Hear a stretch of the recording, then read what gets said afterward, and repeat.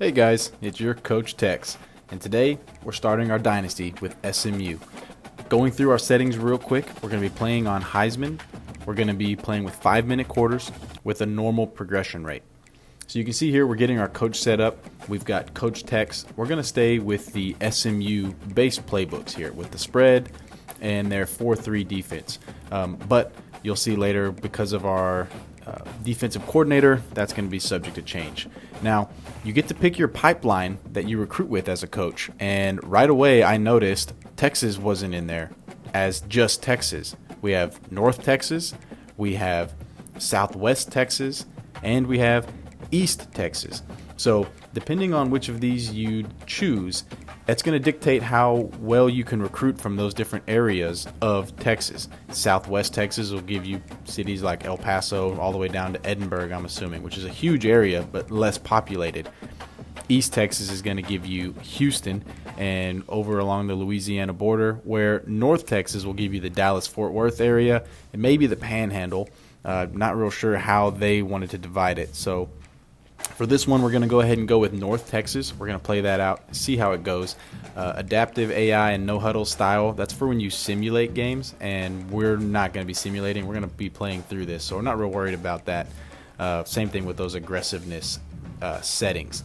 That's something that we're going to be calling our own plays. That's something we're going to be doing our own thing. Now, as you look here, I was trying to find a coach model to use, and unfortunately they have 0 bald options. Yes, your Coach Tex is bald, so I went all the way through, all the way to the bottom, trying to find a bald coach to use. Any bald coach, I would have taken anybody. Couldn't find them, so went ahead and went with somebody that was close-ish to me, but obviously way more hair. You only have 2 shirt choices here, so hopefully that's something they add later, giving your coach a little bit more options. Here on this screen, we can see where we're looking at the previous year's records for SMU. They had some down years. After the death penalty, they came back and they tried to revive. And then here recently, not too terrible. As you see, they won the American Athletic Conference last year. So we've got some skill to work with. We're going to be taking our Texas football out to the East Coast this year, though, in the ACC. Now, the next thing you get to do is spend your first 5 coaching points that they give you. So as we're going through our tactician, we're trying to see what we get from it, and we notice right away that it's pretty much the same across the board. You get a boost to your players. So it's going to go 4 different levels of that boost, varying in what it gives them, whether it's man-to-man coverage in pursuit or zone coverage, man coverage. But one of the things to look at is that you can get a scheme guru in this tactician, which is going to give you more options, and it's locked right now. So you've got to spend 50 points in the top part of this tactician and win 10 top 25 games to unlock scheme guru.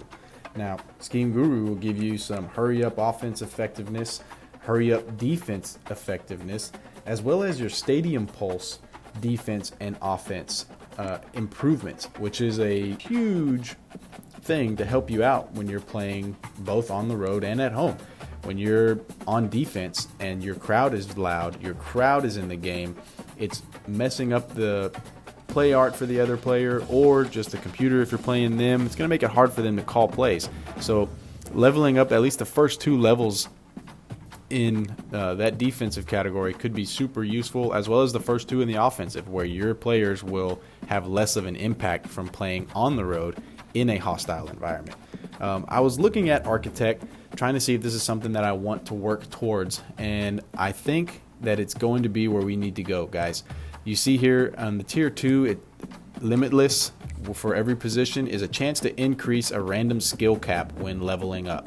So you've got to spend 8 and then 16 to get to that, but being able to remove that skill cap from your players and give them more potential, I think that's a no-brainer. We move over to Talent Developer, trying to check it out, see if it's worth investing in, and that's going to give you a recruiting basically a recruiting improvement in the transfer portal, and it'll help your guys develop their stats when they're lower rating or if they were starters. Looking at Motivator, one of the things I noticed right away was that bottom section is unlocked right away. You don't have to unlock it by spending multiple points. So Motivator, your guys will stay hot through the first quarter, through the half, going into the next week, and it will boost your off-season training. So that's something that I think is going to be worth investing in. Strategist, as I'm glancing through it, also looks like it's going to be mainly focused on improving your recruiting, again, which is something that we're not super worried about. So Tactician, I think, is where we're going to start. We're going to go ahead and give a boost to our quarterback here. That's going to boost some of his initial stats right away. And guys, I flew through that real quick, getting it all set up for myself. If you need to, go back, pause it, look at those.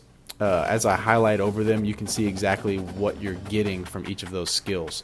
So I'm going to go towards Tactician. Now I'm checking out my coordinators here, and I'm really hoping that they're going to have some points in recruiting, and that will be making up the difference for me here. So as I'm looking at my offensive coordinator, yes, he does. He's got awesome points put into recruiting.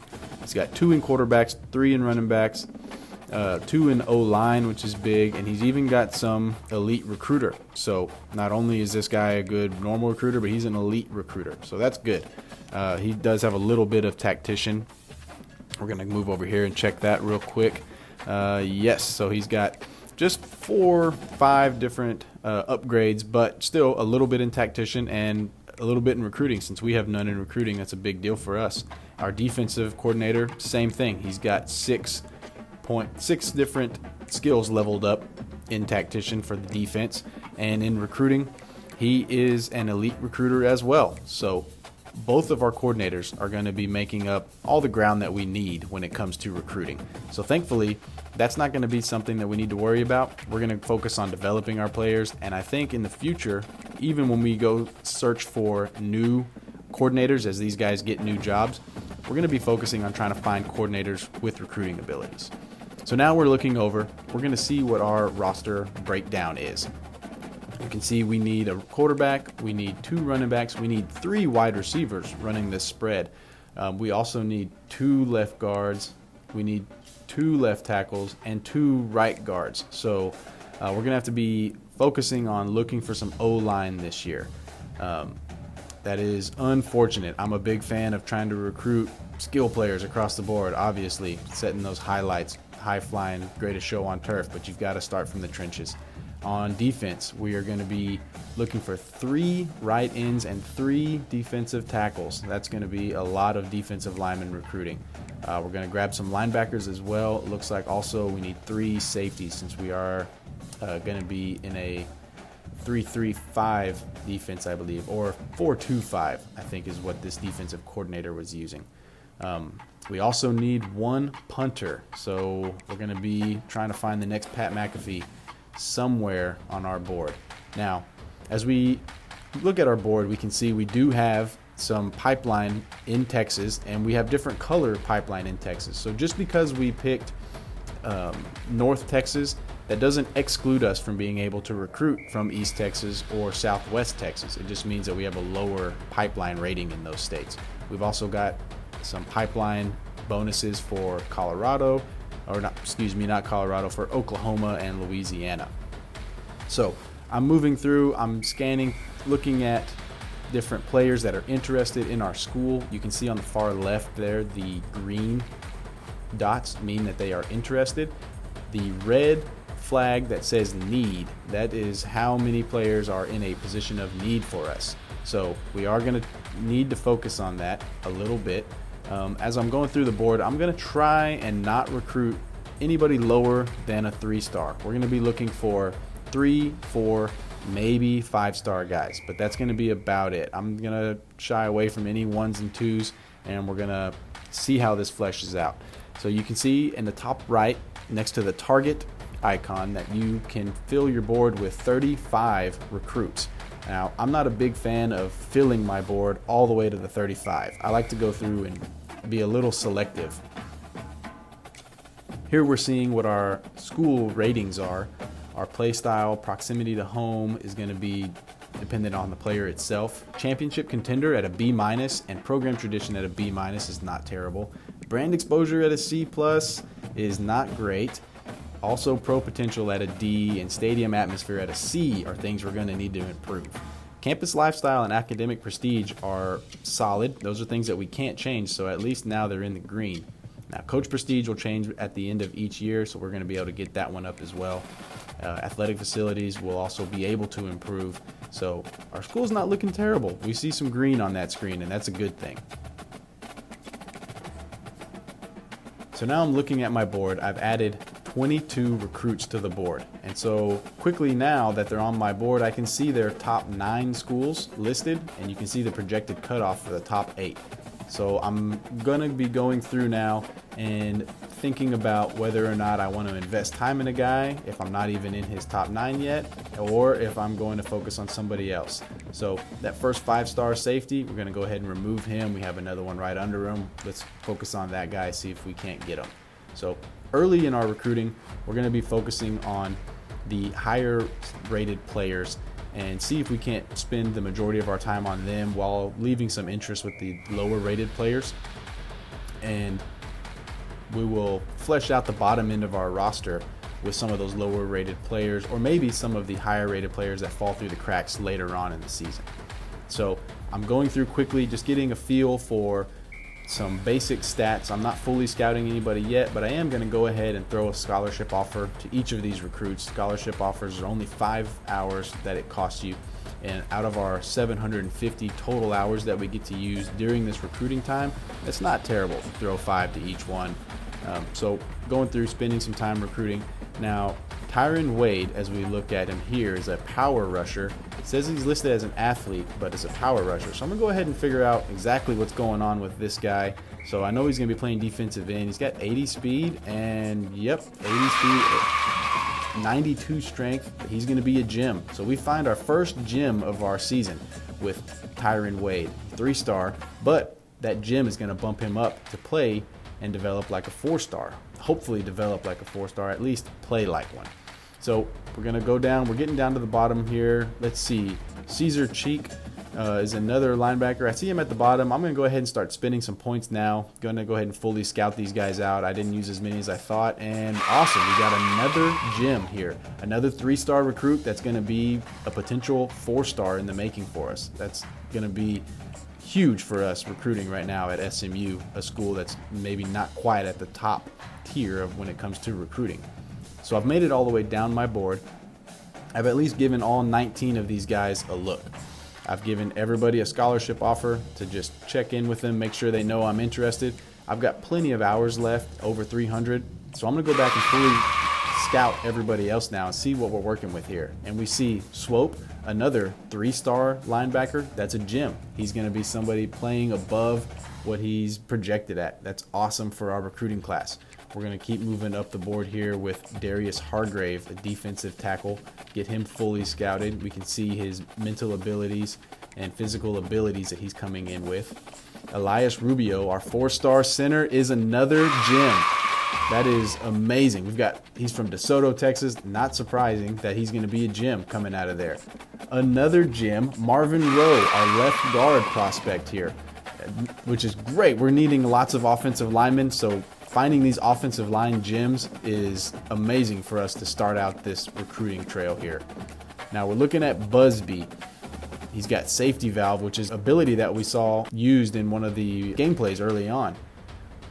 Lane McNeil, 3-star quarterback from Pflugerville, another gem, is going to be competing with DeVellin, oh no, who is our first bust. Now, it doesn't mean he's a terrible player. It just means instead of 3, he's probably going to be more like a 2, but he's going to lose that position battle. So we're going to go ahead and take him off the board.